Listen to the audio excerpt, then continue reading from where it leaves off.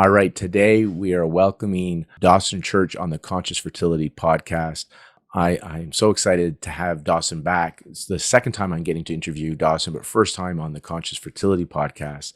You should know that he is a researcher, he's an author and a speaker, and he's made significant contributions to the fields of psychology and health. He is the founder of the National Institute for Integrative Healthcare, and his work has been featured in numerous academic journals, magazines, and popular media outlets. He has authored several books, and I hope he'll list some of these off. The ones that come to mind that I have read are Genie in Your Genes, Mind to Matter, and his recent book for me is the Bliss Brain, which explores the connection between the brain and well-being and offers a really unique approach for improving happiness and overall health. And he has several books, so I'm sure he'll reference these as we chat. And in addition to his work in health and wellness field, Dawson is also an expert in the use of energy psychology techniques, including emotional freedom technique. And he has a whole online school on this as well. And we'll put all the links to like his books and EFT Universe in the show notes as well. And he uses EFT for the treatment of a variety of mental health issues, which often contribute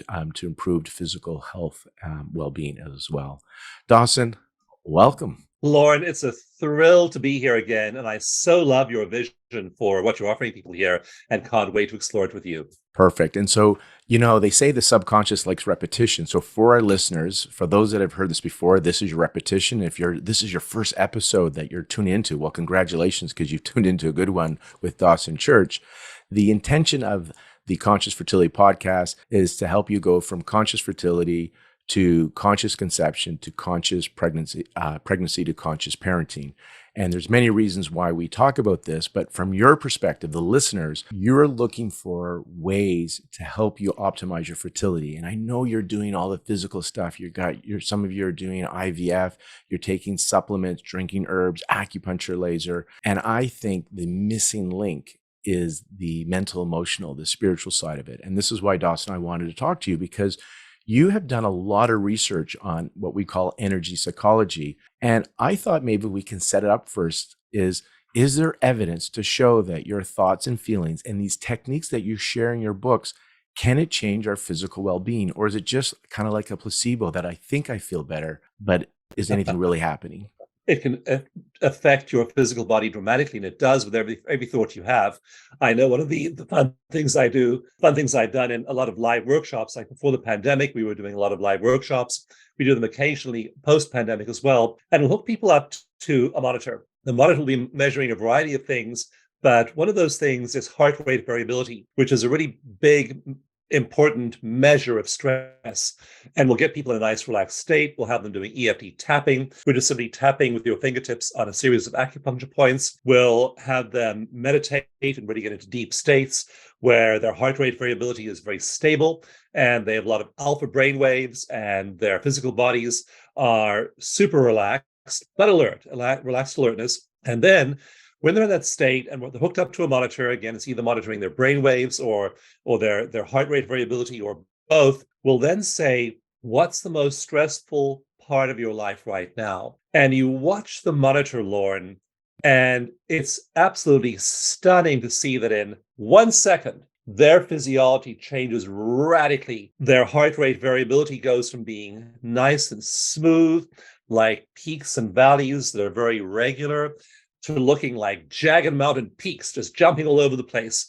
Their heart rate, of course, goes up. We know as well from other research that their cortisol is rising, their adrenaline is rising. Cortisol and adrenaline, norepinephrine in normal quantities is healthy. We need cortisol, we need norepinephrine to function. It's really a healthy support for our alertness and for our well-being. Too much of it is corrosive inside your body. Too much cortisol, chronically high stress produces degradation to every single system in your body.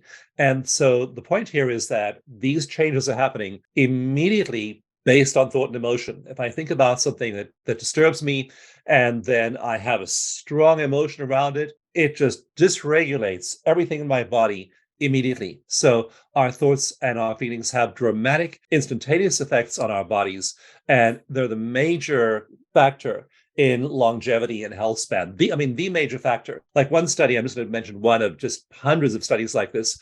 But this was a stunning one because this was looking at Alzheimer's disease. So this is fast forward to people in their 50s, 60s, and 70s. And it was a comprehensive study. It looked at every single risk factor. There's a gene called the apogene, which is a very strong genetic influence on whether you get Alzheimer's or not. Looked at the apogene, it looked at diet, lifestyle, relationships, all these things. And it measured all of these risk factors against the actual development of Alzheimer's plaques in the brain as people get older. And they found that of all these risk factors, everyone from genetics to environment to hereditary, all of this stuff, they measured all of those risk factors, and one turned out to be the number one risk factor for Alzheimer's. And the number one risk factor was negative thinking. And the more negative thinking people had, the more their Alzheimer's plaques were deposited in their brains, and the effect scaled. The greater the degree of negative thinking, the faster Alzheimer's plaques built up in the brain. So we're literally either killing ourselves with our thoughts, or we're giving our bodies, our cells, life and energy with our thoughts. And the effect over time, because Alzheimer's is detectable in the brain about 30 years before any symptoms occur. So that person who has Alzheimer's symptoms at 60, they were doing things at 30 that are detectable in the brain. And often that thing they're doing is negative thinking. So absolutely, our thoughts, our emotions are having a dramatic effect on our lives. And they're adding or subtracting at least 10 years to our lifespan and health span. It makes me think of, I'm speculating the why, but I think of like systemic inflammation in the body can lead to chronic disease. We know this through research, and we can get that inflammation through chemicals in the environment, through poor diet. But like you just mentioned, the negative thinking, because when you have that stress, those stress hormones, the high cortisol levels, they lead to blood sugar regulation, they lead to inflammation. And over time, you start to have this systemic inflammation. And I'm wondering, maybe that's the plaque in the brain, because that's the body's trying to protect itself from inflammation. Just like in the cardiovascular system, cholesterol is trying to protect from inflammation. And tie this into fertility, we use the term loosely inflammaging. And inflammaging is this accelerated biological aging that leads to premature degenerative diseases. And I say premature fertility decline. And so when you're going to try to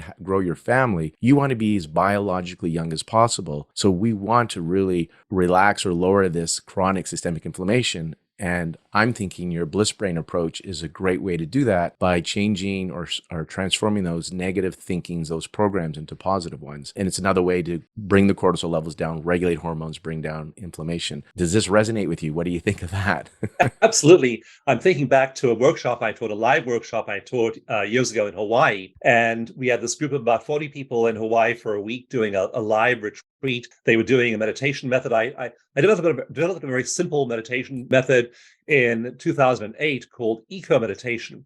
So these people, 40 people in a room, they were doing eco meditation in the mornings. They were tapping all day, releasing their trauma, releasing their stress, systematically letting go of all the psychological barriers that had been holding them back in the past. And one of the couples there was Jewish, and they had been trying to conceive for a long time. They were Orthodox Jews. They really wanted to conceive. Family is really important in the Orthodox form of Judaism. And so they had tried spend many years doing everything possible they could think of to conceive, and they had not conceived. And so they'd done IVF, they'd done all of these other approaches. And what I didn't understand until that workshop with these people, Lauren, just how desperate that some of the couples who want to conceive can be. I remember my best friend in high school went to university, and then he and his wife were trying to conceive as well. And they spent about 10 years, and they spent pretty much their entire savings. Every year, they were just doing so much to try and conceive, this really desperate need to do it. And then again, this couple in this live workshop from Israel as well, so completely focused on conception. And eventually they did something that worked. And what they'd done a few years before was they'd learned EFT. They learned this tapping method, and they'd begun to release their stress. And they had a lot of stressors in their lives. They had a lot of stressors in their marriage. They had a lot of stressors in their extended family. And so they had begun to really address that stress, and their levels of stress had gone down. So we know when your psychological stress is going down, your cortisol's going down, your adrenaline's going down, all kinds of things like the ratio of hormones like serotonin and dopamine in your brain is changing. And so all these shifts are happening. As you mentioned, inflammation's going down. When inflammation goes down, immunity goes up, and all kinds of good biological factors increase as inflammation decreases. So all of these things were happening under the hood, behind the scenes in her body as she released her stress. And suddenly, when they weren't doing anything, any of these methods, they conceived. It was stress that had been the major barrier, and they didn't realize it till then. It was just that they were so stressed, and that wanting, that desire actually was probably driving their cortisol, and certainly was driving their emotional level of stress up. And that was the barrier. Once that barrier fell, they just conceived without any need for any of those things. So I'm not saying that this should be held up some kind of absolute way to approach fertility. It worked for them, but I do know that whatever condition you have, whatever physical issue you have, stress is a contributor to it. And when you release the stress, then your body has a chance to normalize. And when the stress is lowered, you feel good. And we all kind of want to feel good, right? So if you're going to be wanting to grow your family, why not be in a joyful state as you pursue this? I want to unpack a few things that you had mentioned. So one is the desperation. Yes, they want this so bad. And because of this, what I've been observing and what my patients share with me is they even use the term fertility trauma, IVF trauma, meaning they've been through so many unsuccessful trying to conceive cycles or unsuccessful IVFs or miscarriages. And they usually use the word trauma, and which impacts their body even more. And I was thinking of you because I think the first time I heard this term was through one of your lectures or talks where you used the term post-traumatic growth. And I thought maybe, because it's all about perception change. And with stress, I also want to unpack that, and then we go to the post-traumatic growth. I know people listen to this, oh no, I'm trying to get pregnant and I'm stressed, so now you're telling me you're making my fertility worse. It's chronic stress, like acute stress seems not to be as big of an issue. It's the stuff that goes on day by day. Mm-hmm. And I wouldn't, and I know Dawson wouldn't, we wouldn't tell you that stress is bad and then end it there and let you know, sorry, right? We're telling you stress is bad, and there's simple tools that you can do to lower the effects of stress. So I just want to let people know there's good news coming because I don't want them to feel stressed out that stress is affecting their fertility or could be affecting the fertility. The post-traumatic growth, because women are describing it as post-traumatic, they're having post-trauma from their fertility experience. How would you think that, knowing your experience and what these women and men are going through, how can this be turned into a post-traumatic growth experience to help optimize their mental well-being and also their physical well-being? Yeah, so one of the big questions in PTSD research, traumatic stress research, has been, why do some people go through the same events and not get PTSD? Others have the similar experiences and do develop PTSD. And the question became really urgent after the wars in Iraq and Afghanistan in the early 2000s in the US. And that point, it became imperative that the Veterans Administration and hospital systems figure out how to treat PTSD effectively, because tens of thousands of people were coming back from service in those wars with PTSD. But one of the striking things that researchers noticed was that of roughly 2.5 million Americans who served in Iraq and Afghanistan, of those 2.5 million people, roughly 1/3 developed PTSD and 2/3 didn't. And so researchers asked themselves, why not? Why are those people who've seen all of those same traumatic events not getting PTSD? And in fact, many of them go on to post-traumatic growth. And that's the theme of chapter 7 of my book, Blissful, is post-traumatic growth. How is it that some people see all the same things, experience all the same physical and emotional insults to their bodies, and they not only don't get affected by them, they don't spiral down into nightmares and flashbacks and intrusive thoughts, all the other symptoms of PTSD, but they seem to use them as a springboard for growth. And it turns out that the main influence there is childhood trauma. If people have childhood trauma that's unresolved, that tends to result in PTSD if they have either had a fairly decent childhood with secure attachment and no major life events, or they've done the inner work. And so we can have had terrible childhoods. We can have had childhoods that predispose us to PTSD. I know by the time I was 12 years old, I was just entering my teenage years. Not a week went by when I didn't think about suicide. I just didn't want to be here. I just wanted to find some way of offing myself and not having to deal with my life. And I had just a lot of upheavals in my early childhood, and left me as a teenager, as many teenagers are, depressed and suicidal. And so we find that many people are that way and enter adulthood that way.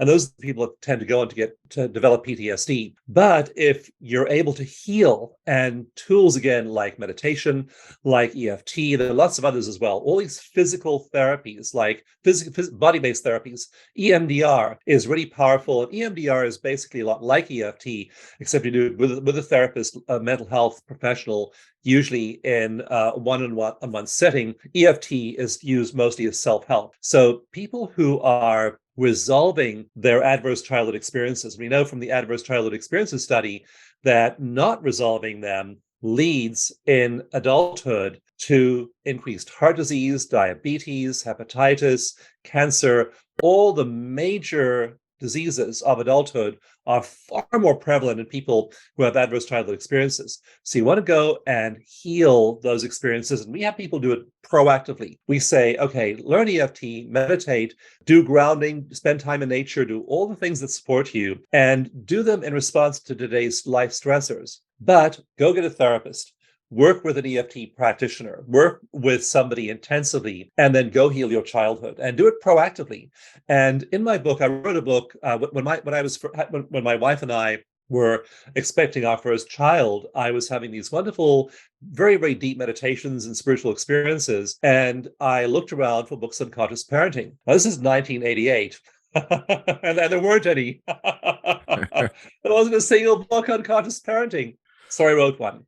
In fact, I would tune in every day to my unborn son, and I would commune with him on those levels. And it's a wonderful ability we human beings have. We don't have to live our lives at the level of local reality. And in my books, especially Mind to Matter, I begin the first chapter by talking about local reality. And local reality is all the stuff around me. There's a microphone down here, which you can't see. There's a poster I had made by an artist behind me, which you can see. I decided to wear a red shirt this morning, blah, blah, blah, blah. That's all local reality. But there's non-local reality. And when we tap and release our stress, when we meditate, we enter into these elevated states. So I was with my son in the womb. I was entering into those elevated states. I was tuning in to these high states of consciousness and being there and spending time there in meditation.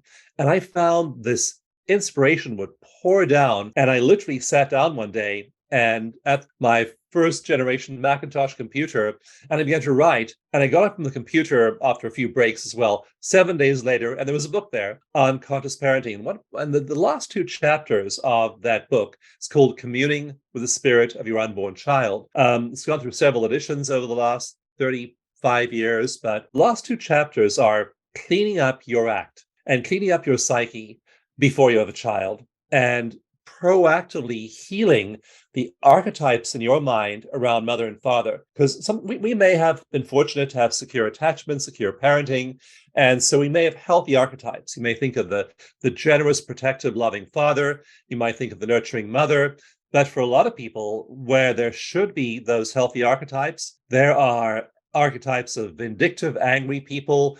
There are archetypes of parents who lived out their distress through their children. Virginia Satir was a wonderful, amazing leading therapist in the 60s and 70s, and she was really the founder of the whole field of marriage and family therapy. We have marriage and family therapy due to people like Virginia Satir in the 60s and 70s, realizing that these were intergenerational patterns. And Virginia Satir defined a marriage as two sets of dysfunctional family, psychological, ancestral patterns, wounded patterns, looking to come together to perpetuate themselves into the next generation. And so many of us were raised this way. We were raised as the projection of our parents' deficits, fears, and all the stuff that was passed through your ancestral line, a lot of it which makes no sense to you today, no sense to your psyche, and is driving your cortisol high, is making you stressed, and it isn't even yours. It belongs to your great grandparents and their great grandparents, and goes back to when your distant ancestors 100,000 years ago or 100 million years ago were highly adaptive, because if they were stressed, they tended to live. They were really alert to all the stuff that was going on in the environment. And then if they weren't, they died. So all the happy people got weeded from the gene pool. All the people who were hypervigilant to threat survived. So those with a high stress response survived, and those that weren't died. So here we have this highly developed stress response, and those highly developed, there are none of the stressors that were there for our ancestors today. So we have these relatively peaceful, secure lives, and we have this heightened stress response. And so what that's doing is that's making us far more stressed than we need to be. And so Virginia Satir was saying we're bringing forward these old patterns from our ancestry. And when you're having a child, you have to make a real decision. Am I going to echo and project the negative patterns of my ancestors, or will I make healthy choices? I remember being when my son was finally born, and we actually had a physical little baby to take care of, and of course had all the pleasure and delight of that. But many times as he was growing up, I could feel my ancestral thoughts and behaviors trying to control me. And I remember also being a child and having all these things done to me, which I couldn't prevent or get away from back then. And I remember being 4 years old and 3 years old and 5 years old and thinking, as I was being hurt or punished, and I thought, when I have kids, I'm just not going to do that. But when I did have kids, I felt the urge to do that. Now, what I would do when I felt the urge to reenact my parental dysfunctionality is I said, no, I will not treat my kid the way I was treated. But did I want to? Absolutely, because that's all I knew. My brain had fired and wired that way when I was a year old, 2 years old, 3 years old, 4 years old. So you're wired to go reenact your ancestors' dysfunctions. And you have to take that step and say no. So in that book, Communing with the Spirit of Your Unborn Child, in that book, Communing, I talk in the last 2 chapters about those old unhealthy ancestral archetypes we have in our heads, and saying no, saying, I will make a different choice. I will not hurt my child in the way in which I was hurt. I will not reenact my ancestors' dysfunctionality.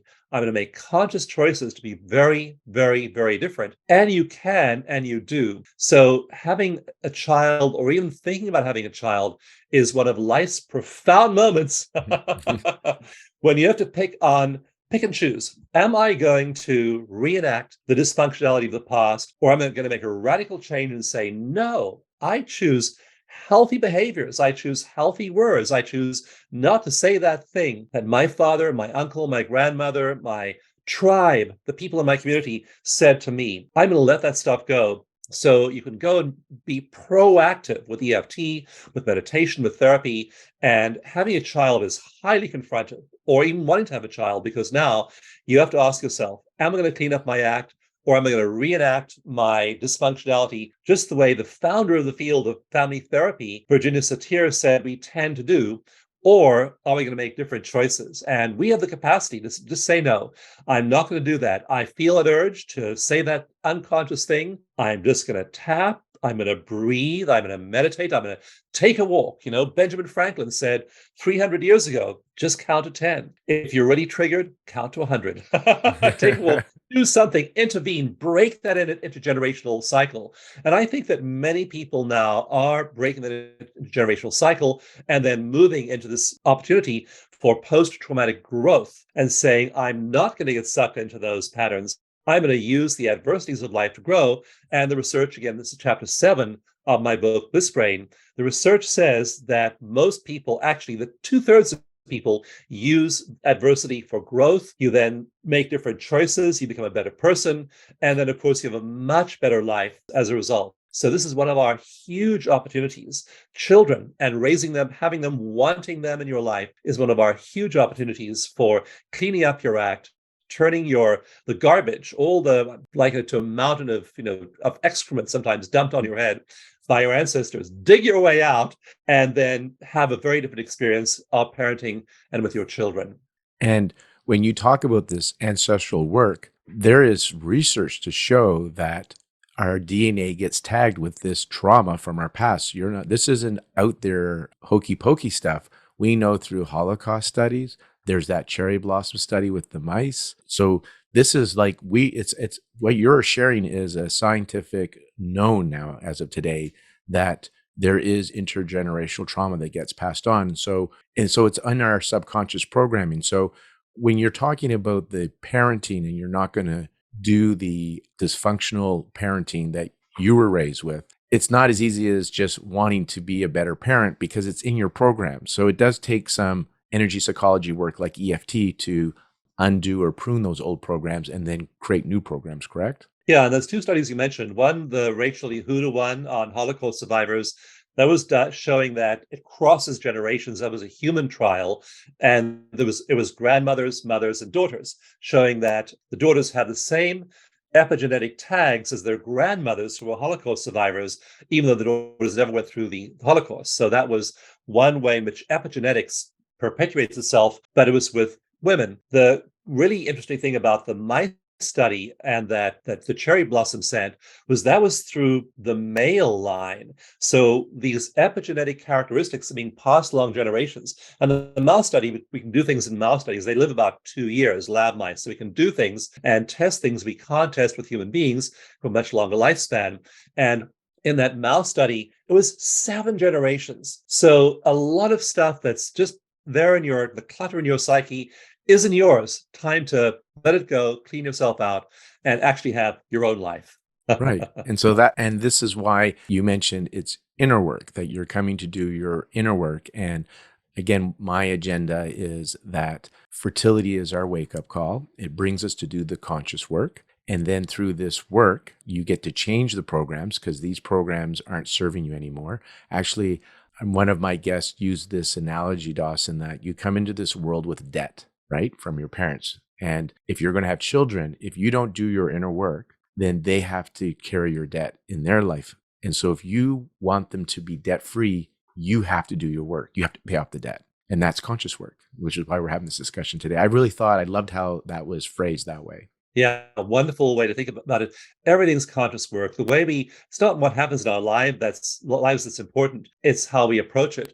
And in chapter 1 of Blissful, I tell the story of how I woke up one night and it was 12:45 a.m. and I looked out the window. There was a glow on the horizon, and that's not good when you live in Northern California. And I walked outside and there was a wildfire just tearing down the opposite hill toward our home. And I just yelled to my wife, "We're getting out of here right now." And she was just freaked out because I never yell. I don't raise voice usually.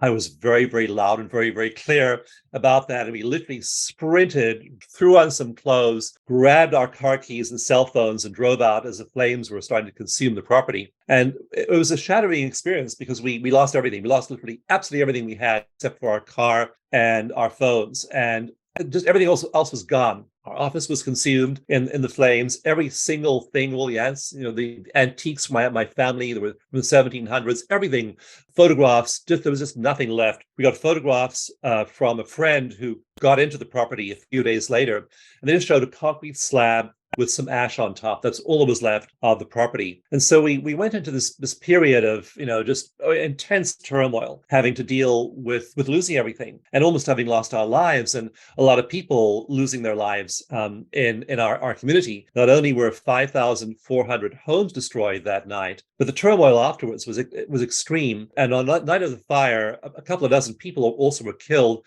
including 8 of our neighbors. They burned to death in their homes. So it was a horrible, horrible experience, horrible part of our lives. And we then had to spend the next couple of years. It was very, very, very difficult. And we needed treatment. We needed therapy. We needed energy psychology ourselves. So we did a lot of work on that. And I tell the story. And then the year after the fire is kind of the first chapter of my book, Bliss Brain. But then again, I talk about post-traumatic growth. And what's not recognized is that after a loss like that, you can get sucked down into flashbacks and nightmares, or you can use it for growth. And I was meditating very deeply in the years leading up to the fire and kept on doing it in the years after the fire. And it was so powerful to move into that space. And there's a picture of me in the book sitting there in meditation, because chapter 2, I explain to you what we feel, what mystics feel in meditation. And it's profound. You literally are leaving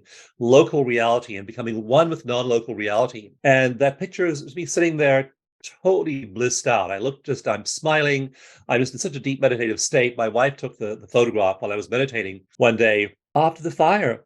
And I wrote the book, Bliss Brain, partly to explain to people that you can reach ecstasy and be in these ecstatic states, and it can be after you've lost everything. So it's not that you're dependent on outer circumstances. That photograph was taken, and I wrote the book the year after the fire, explaining you can lose everything. So your happiness is not dependent on whether you keep your stuff or lose your stuff, whether you have a child or don't have a child, whether your job or your marriage or anything works. You can learn to be in that state of not just well-being, but ecstasy, despite it all. And that's the potential all of us have. So we are making choices every day. And those choices then are having an effect on our outer life. And you don't have to make things perfect out there. When you decide to make things perfect in here, when you just decide to move into elevated states, now you have to deal with trauma. And the reason I teach both EFT, which is the quickest trauma clearing technique I found, and you can do it yourself as well. A lot of it you can do yourself. You need a therapist if you have deep trauma, but a lot of smaller items you can take care of just tapping yourself. But I teach EFT to release trauma. If you don't release trauma and you move to those elevated states, the trauma lingers and produces unwanted effects in your life. So you both go to the base of Abraham Maslow's hierarchy of needs and deal with survival issues, which are trauma related, with tapping. And then that frees you to move to elevated states of consciousness, entering non-local mind. And in those states, Lauren, I was talking to another mystic yesterday, and it's just extraordinary. This guy basically has set up his life so he never really has to come down from that. He has no real physical or material needs. He's taken care of on the material level. And he basically just chooses to live up there. Personally, I don't. I choose to spend an hour or two there every morning, and then I come back down to the local level and do stuff because people are suffering. And I could have a wonderful, blissful experience up there. But in a suffering world, I need to be doing concrete things. Like I have the Veteran Stress Solution, where we offer free treatment to veterans. And we treated over 20,000 veterans over the last decade, people with PTSD. And we've done several randomized controlled trials and shown that they don't have PTSD after they get a series of treatments with EFT. So I come back here and I do science. I publish papers in peer-reviewed journals. I lead research teams. I train people. We do workshops either on mysticism or we do them on healing, trauma healing. I think both are very important. So you want to come back here and then be a good citizen. You want to vote. You want to be involved in your community. You want to make a difference in the world around you. You want to parent effectively. You want to be a good husband and a good wife or a good partner and really be a positive influence in your community. And when you heal in this way, you just are automatically. And research in my book, Mind to Matter, I have a whole chapter 2, on what happens when we heal. And when we heal, automatically, we affect everyone else around us. We don't have to go do a lot of stuff for our neighbors and their neighbors, because just by healing ourselves, as we become happier, there's this phenomenon called emotional contagion. And good feelings, happiness is literally contagious. The people around you catch it from you. Right. I want to share something that just in my practice this week, a couple of women had shared this in their sessions, because again, I love doing this conscious work in my practice. This idea of emotion contagion, where they're doing their work, and what I share with them is when you do the conscious work, I notice one of two things will happen. One is that your perception to the external environment changes, so you're no longer triggered by it. So you can be at peace in an unhappy situation. There can still be a war in Ukraine that you don't like, you don't approve of. That's the unhappy situation, but you're not triggered. It's not causing you suffering. But regardless, your perception changes to your environment. So you experience it differently. You have a new reality. And the second thing that sometimes happens is the external environment changes. A miracle happens. And so in the early stages. And so this is not, and you mentioned this in your book, the exercises that you share in Mind to Matter and Bliss Brain, you don't have to do this for 40 years to get to this level. This happens in minutes on your first day. And so in the first week of them practicing the conscious work, and EFT is one of my favorite modalities that I introduce in my conscious work, they notice that their relationship to their husband is different. And they're convinced their husband's changing, right? I said, maybe he is. Maybe your perception is different. I don't know, but you're experiencing it differently and you're loving it, right? And they go, yeah. And then some who are trying to have a second child and they've had issues with their children, or some that I see that, already have grown children or teenage children, they're noticing that their children's anxiety and things are shifting because there's this conscious idea behind it. They're being conscious, they're awake. And it reminded me of the inner work and how you said you got to interrupt the moment. And in my practice, I've come up with an approach I call NAC, notice. So notice your trigger, right? Don't take it personally. Everything that happens is neutral, and then we give it meaning through the lenses of our subconscious. So just notice. Then go into surrendering to what is. So rather than resist it, just surrender what is. And I love to use EFT as a tool to surrender to what is, which I believe brings you into present moment, gets you into that alpha brainwaves.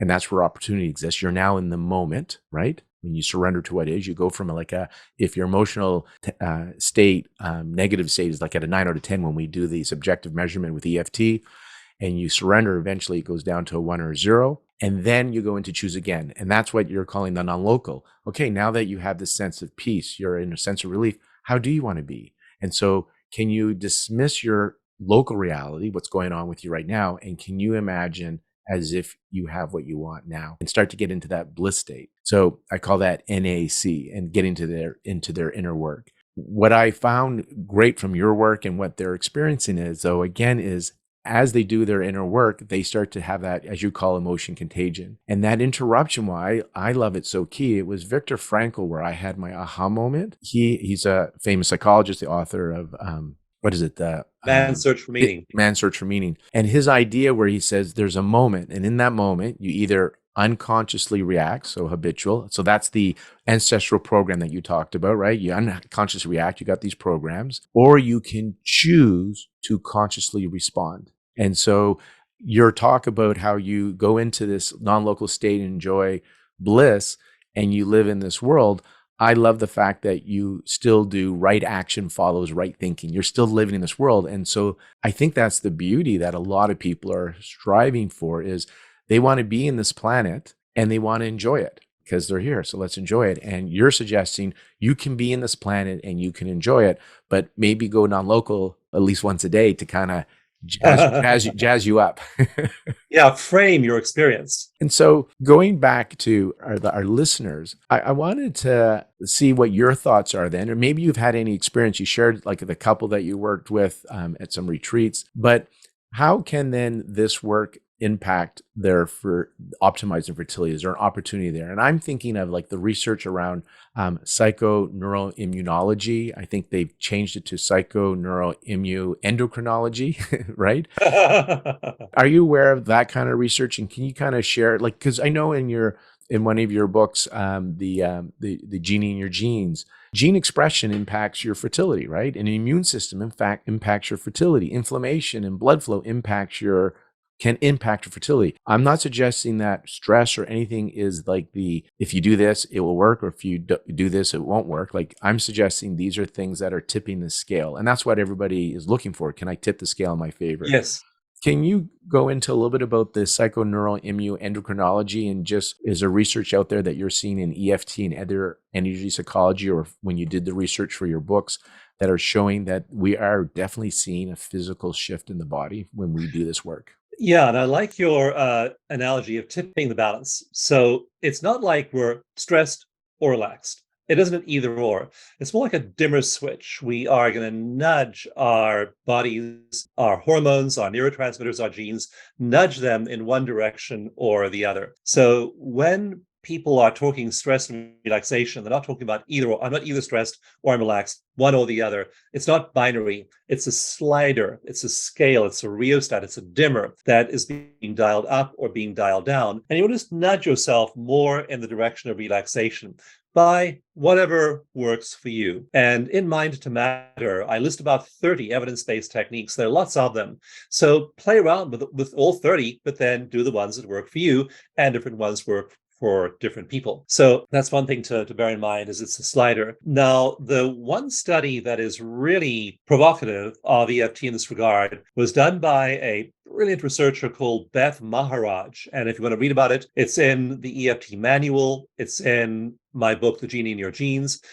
I mentioned in various books because it was a really critical study. And she's a great psychotherapist. And for her PhD, she did a study where she measured gene expression. And these are very difficult, expensive studies to do, but she had the time, imagination, and means to do the study. And so she was measuring people before and after an EFT session and measuring which genes were dialed up in expression and which genes were dialed down in expression. And the study found that after a session of EFT, 72 genes were dialed up. Now, that's worth taking a big breath and thinking about for a moment, that you do EFT for an hour, do the tapping, and it dials up 72 genes potentially. But the critical thing about her study that I found was so interesting was what those genes did. So they weren't just, genes low down the totem pole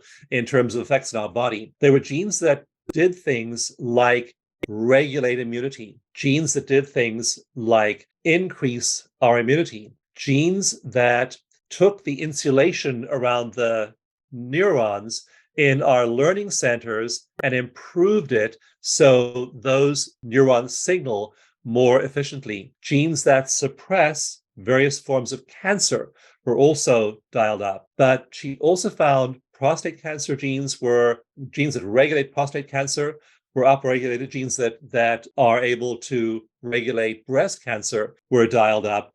But both male and female fertility genes were significantly more expressed, a large degree of change in fertility genes after an hour of tapping. So it's really worth looking at what's going on here. Those genes, too, are upstream of a lot of other things going on in our bodies, pregnenolone and progesterone, various hormones and neurotransmitters that keep us feeling healthy. And that feeling of well-being, we don't need to do a gene test on you. We just need to ask you, how do you feel? You mentioned earlier, Lauren, you ask your clients that, what's your number now? Are you still an 8 when you think of that event? Or are you now down to a 1 or a 0? When you feel yourself calming down, you can't see those genes popping on like we saw in Beth Maharaj's study, but your feeling of well-being in your body, just feeling unstressed, feeling a sense of well-being, means that all those neurological shifts are happening. We know when you do that the ratio of serotonin and dopamine in your brain is changing. And again, in Bliss Brain, I stress the fact that it's not the absolute amount of serotonin and dopamine, it's the relative amount relative to each other. We find that some people have much lower levels of serotonin and dopamine than others. And in that ratio, you're going to feel really good. Some people have much higher levels, but again, if the ratio is right, you'll feel good.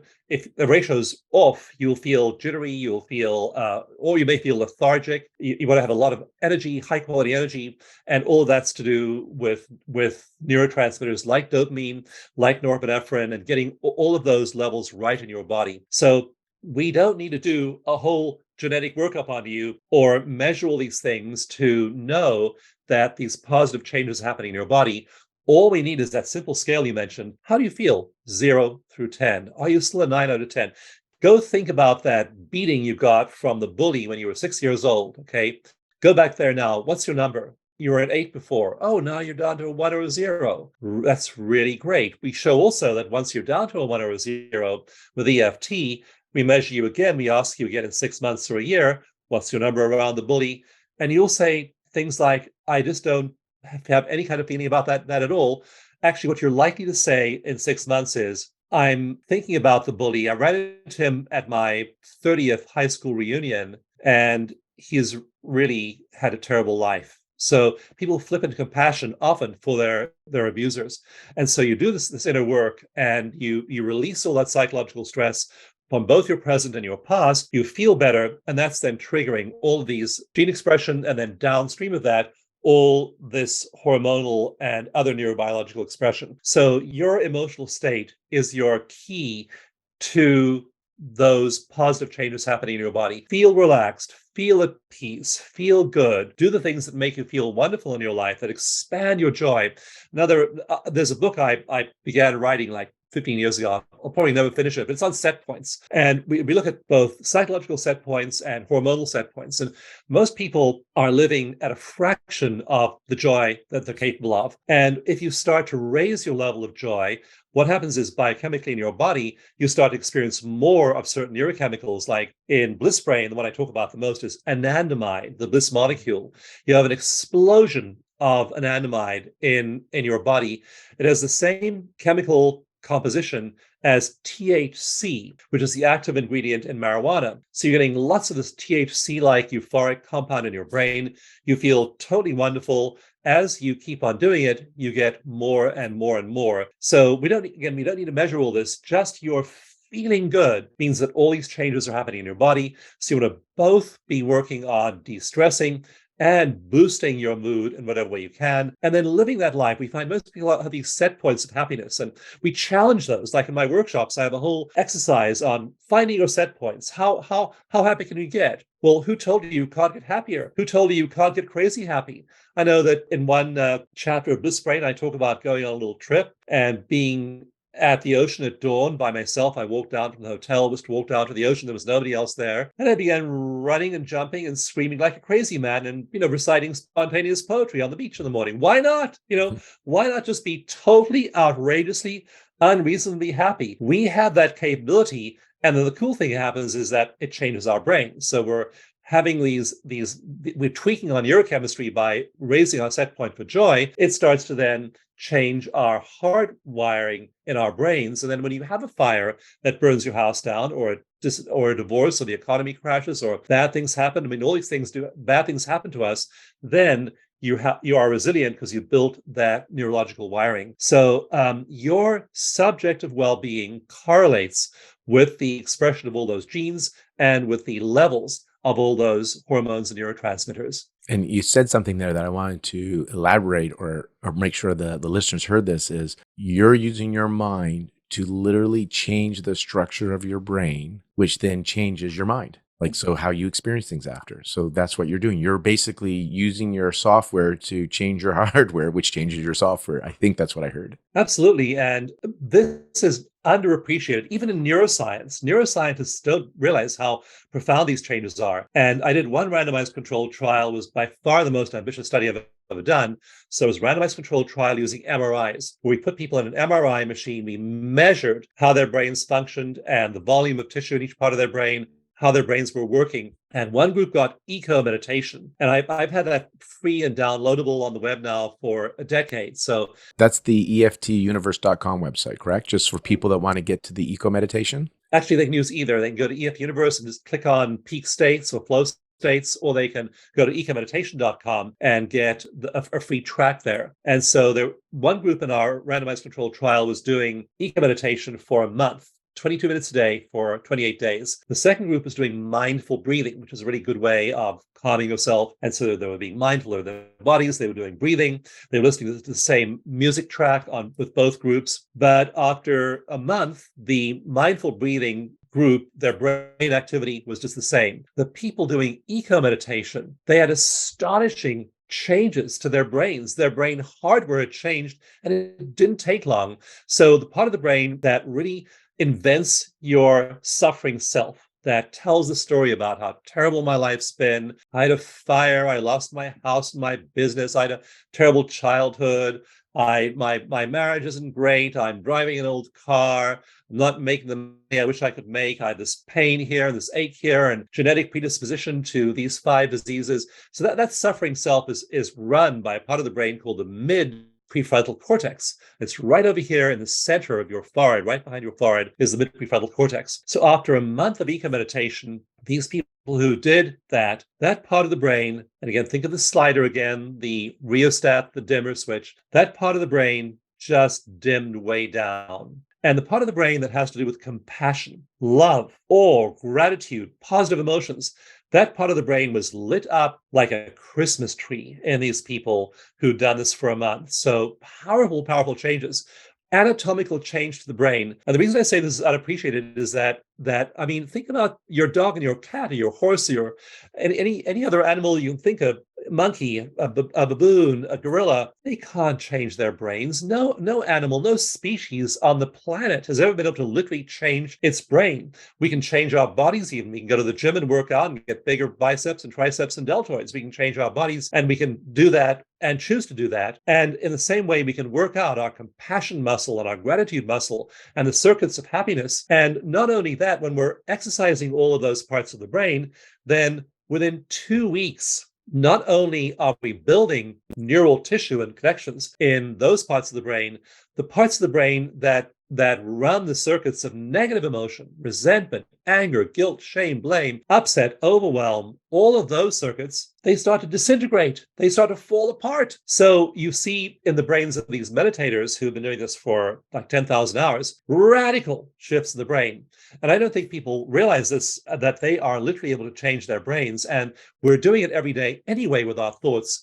Take conscious control of the process, build the happiest brain, the most blissful brain imaginable, and you then have a dramatically better life. So this is just something I want to hammer home, because we're literally changing our brains by the choice of the thoughts and emotions that we harbor. And when you change your brain, I think of top down and bottom up. Top down is how your brain, your thoughts, your feelings affect your physical, which you feel, the visceral, and then the physical. Sometimes you have these feelings and it comes up and it creates thoughts or thinking, I guess. So you got your body feelings going up and you now have thoughts about it, or you have thoughts and it creates feelings. Top down, bottom up. Where I speculate how this could be so beneficial for reproductive health and just general well-being is the brain's kind of like the master commander. And so if you're changing the brain and then all of a sudden you're having a change in stress hormones, so lower cortisol, you're seeing the heart rate change, you're seeing people's anxiety go down, pain go down. So we're seeing more flow. Side note, in Chinese medicine,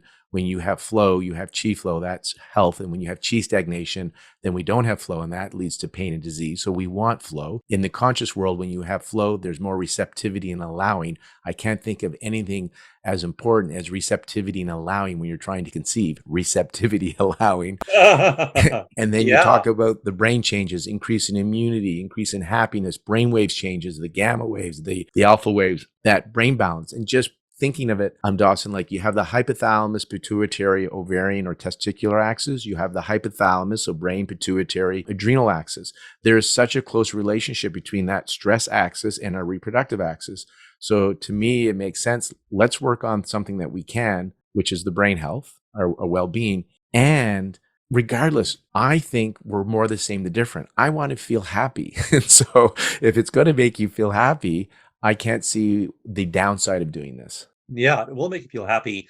And one thing I didn't mention was that our bodies function in a lot of neurochemical reactions in our bodies are in a seesaw, teeter-totter relationship to each other. So if you have high cortisol, then you have low DHEA. And DHEA is composed of two precursors, pregnenolone and progesterone. And so when you're at a normal state, you then get stressed, your cortisol rises. Now that means your body needs progesterone and pregnenolone to build cortisol. What is to get those molecules? It looks around and says, I need a supply of these two precursors, and so I need to get them somewhere. And DHEA has the same two precursors, pregnenolone and progesterone, so I will disassemble DHEA molecules to build cortisol. So when cortisol goes up, DHEA goes down.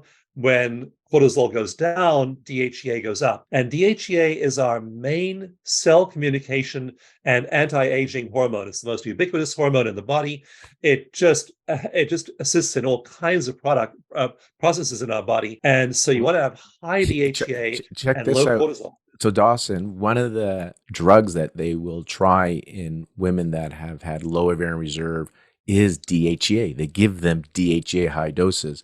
And I think you probably are aware of this, but it's better when you make it internally than when you take it exogenously. And so you're suggesting here, rather than because you're deficient or they're trying to give you DHEA, you can do this for yourself through this conscious work as well. Even if you're taking DHEA, you can still do this for yourself to get these levels up. Yeah, and a DHEA, exogenous DHEA is not well absorbed by the body, but your own endogenous DHEA, the DHEA you manufacture in your body, fits perfectly. You can't overdose on it. Nothing can go wrong. These are molecules the body's producing. So just go tap, drop your cortisol, and you're going to raise your DHEA, and again, look better, feel your mood will improve, you'll have more of the supply of those precursors, and you've done it all just by meditation and tapping. So, I'm not saying you'll never need an intervention. I mean, you might, like I have high blood pressure. I need a couple of medications to bring it down. Do I wish I could do it with tapping meditation? Absolutely. Can I? Been there, done that. It worked fairly well. I need a medication still. Do I occasionally need a prescription? Might I need surgery? You may need other stuff as well. And why not just make the full range of options available to yourself? But for goodness sakes, do the natural ones. Do the ones that are under your control. Lower your cortisol, raise your DHEA. You do that by a few minutes of tapping, by meditation in the morning. And those things are completely safe, they're completely natural, completely under your control, improve brain health, improve brain function, improve overall physiological function, and make you feel fantastic. And that's really what you want to do, where you want to be. And then kind of because I know for time, just closing, I always think of conscious work is about learning to love yourself, learning to accept yourself, have that relationship with yourself. I'm curious kind of how you would kind of think of conscious work and this inner work that people are doing, because it starts for some people thinking this is going to be a lot of shadow work, this is going to be really difficult, and they're pleasantly surprised when they take a playful approach that this is a positive experience. So I just say, conscious work is about caring how you feel. Being awake and aware is caring about how you feel. And I'm curious kind of what your interpretation or thought is on that. We can look at that through the lens of fertility and conception as well, because this is something you want. Like, you want certain things in your life. You prefer things be a certain way. And it's fine to have those intentions. It's fine to have a vision board. It's fine to have affirmations. It's fine to have desires. And you then move to the place where you make yourself completely content with the way your life is right now. Do I want something? Would I prefer something? Yeah, absolutely. I prefer things to be this way. I prefer that I conceive. I prefer that I carry that fetus all the way to birth and have a healthy baby. It's preference. But can I be completely 100% content with where I am now, regardless of what happens? If you do that, you've lowered your stress and you've helped your body, and you're happy regardless of where you are. You find in that space that a lot of things you thought you had to have for happiness, you just don't need. And you would prefer that things be a certain way, and yet you're totally okay with the way things are. You're accepting the way things are. You just don't get what you want sometimes. Things don't work out the way you want, and you are completely at peace, completely happy either way. Now you're doing your body the most possible good. You're aging in the slowest possible way. You're being content. You're being full of love. You're being full of happiness. And you just expand that sense in your life. One of the really cool studies I looked at, as I wondered to myself, we see the studies of brains of monks and nuns who are doing these practices long term. We see their brains changing. So I thought, let's see if there's an end point. Is there a point at which they're just so happy you can't get any happier? I asked that question. I love science because I didn't know the answer to that question. Is there an upper limit for our ability to be happy? And we measure happiness on an EEG. We measure it with gamma. If you have a good foundation of the slow brain waves, delta and theta, you have plenty of alpha waves to bridge your conscious and subconscious mind, and then you start to have flashes of gamma. So these monks and nuns have huge amounts of gamma, and it's the wave associated with creativity, with resilience, with positive emotion. And so we wondered, it was the big research question here is, do you get to a certain point where you're just on the mountaintop and there's no place to go? And so there's a study of monks who have enormous amounts of meditation time under their belts, like 40,000 hours. 40,000 hours they've spent. I mean, that's like a 40-year career in meditation. And there was a study that compared those to monks with an absolutely insane amount of hours, an average of 63,000 lifetime hours of meditation. And they found that even between 40 and 60,000 hours, the brains of those monks were changing. Their amygdala the fire alarm of the brain that is the key to your stress response being transmitted from the emotional center into your body. The amygdala in those 60,000-hour monks was just shrinking up. It was shriveling. It was atrophying. It just hadn't been used for years. Their craving center, the center that responds to cravings, their nucleus accumbens, that part of the brain had just shrunk. They just didn't desire anything. So the wonderful thing about this is loving yourself, being happy. There's no point at which you're just so happy you can't go any further. We're showing that that gamma keeps expanding, and over even the course of a lifetime, people get happier and happier and happier, more and more and more content. Their brains change much more and more. And then, of course, all of us are going to age. Our bodies will die. How do they approach death? And you find in many of these kinds of spiritual cultures, people approach death with equanimity. And we're all going to die one day. And so it's an inevitability. And so in these cultures, people, for one thing, don't tend to be sick near the end of their lives. We look at the studies of these people at the end of their lives, and they're usually fairly active into their 90s, over 100 very often. And then usually within a very brief period, they'll simply, in a few weeks, they'll get less energetic, and then the body will die. So you have a much better life. You're happy. You have a very long health span. When death comes, it's easy. So there's no upper limit to happiness. And I encourage you to just dump your limits. However happy you think you can get, let it go. Whatever you think you need for happiness, have your house burn down and lose everything, I guarantee you, you can be in bliss. You're a living None example of this of is that. an obstacle to happiness, and that's what I want you to give yourself. And you had said something, so there's no upper limit. And one of the things that you shared that I want to tie in for our listeners as we wrap up, and then Dawson, I'd love you to list out some of the places for them to connect with you, with the meditations, these resources, because you have so many resources, and we'll include them in the show notes. But just for the listeners, Dawson had said something at one point where you have this desire, like in this case, you want to grow your family, but you come to a place where you're going to be okay, whether you have a child or not. And every woman I have seen for conscious work, and I use tapping in my practice, but it's not, I have many modalities. And so it's just my favorite. They call it tapping for fertility. Can we do tapping for fertility today? Is what they call.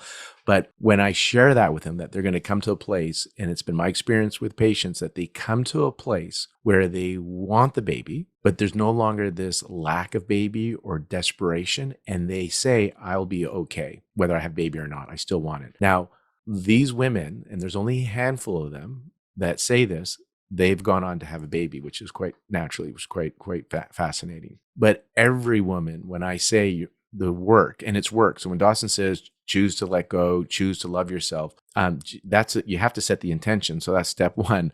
But I call it conscious work because it's work. It's practice. It is a skill. So just so you know, you can't just say, okay, I love myself, and then you're loving yourself. There is a practice to it. But they all say at the beginning, no, I can never see myself being at a place where I won't want this baby and I'm okay not having this baby. And which that's the first thing that we work on in accepting, to accept yourself as the person who really wants this baby. But I wanted to share it because I picked that up, Dawson, when you said you want this baby, but be okay whether you have it or not. For the listeners that are listening to this, I know you're thinking, no way. And I will share with you that the women I've worked with, and like Dawson said, use other stuff. The women I see with the conscious work, some of them are still doing IVF. We're using low-level laser therapy and acupuncture and herbs and nutritional IV. We're doing things to support them. But on that journey, when they start, they're like, there's no way I'll have to have this baby. I'll do anything I can to have this baby. And with the conscious work, when they have that transformation internally, they come to a place where they're like, I know what you mean now. Like the desire does not stop, but it's no longer a suffer. They're not suffering anymore. And that's what you were sharing there. Absolutely. I prefer my life this way. I love my life, however it is. Yeah. So Dawson, how can people connect with you? You got so many resources that can help with changing that brain, rewiring the brain, and developing bliss, which I think will optimize your not only mental state, but your physical well-being. Can you share some of the places that people can, or where you think people should go to connect with you and get some of these resources? Yeah, the first thing to do is to go to my website and download the free EFT mini manual and download a free eco meditation track. And that URL, that website is tapping, just the word tappinggift.com. So when you go there, you'll get the free EFT mini manual and just try it out for yourself. Just think about something that stressed you out recently. Do the tapping routine I describe in the book, this little manual. This is a brief 60-page manual. Read the manual, think of something that's stressing you out, tap on it, and just use the numbers that Lauren is recommending, 0 through 10. How do you feel? Usually your very first experience, you're going to be absolutely amazed by how quickly tapping will bring those numbers down. And then meditation is really important. And you can get a meditation track, that same track that people used for that study that showed that their brains changed in a month. That track's also at tappinggift.com. So tappinggift.com for both the manual and the meditation. And then work with a practitioner. So things you need help with, need support with, work with a practitioner. We have this amazing platform and app called Stress Solution. So just go on the App Store, download Stress Solution. You can do it on a laptop as well, or an iPad or a desktop computer at mystresssolution.com. But you go there and work one-on-one with a practitioner. This is the only platform of its kind. You can literally go and work with somebody in real time right now when you choose to. You don't have to make an appointment. You go there. Their practitioners, their profile is a little green button there. It means they're online right now, and they'll work with you immediately. And your first session is free on the Stress Solution app. So use a practitioner. Use EFT yourself to dispose of and release the tension around minor problems, but then work with a practitioner. Also on our website, if you go to tappinggift.com, you'll be on our website. There you'll find all of our practitioners. Many of them specialize in birth and fertility. You can do a series of sessions and release all the obstacles to that. That woman I talked about, that is Israeli woman, when her child was being taken care of by daycare in the hotel, but the last day of the workshop, she had her daughter with her. She held her up and showed her to the whole room and said, "This is the miracle baby." This is the miracle baby. I want to show you the miracle baby that happened when we started to tap and we had our daughter. So work with a practitioner and work with somebody who's skilled in this, and they'll help you navigate all those issues and let go of any stress that's holding you back from those goals. Love yourself, take care of yourself, and then just do all the things that we recommend here on the show.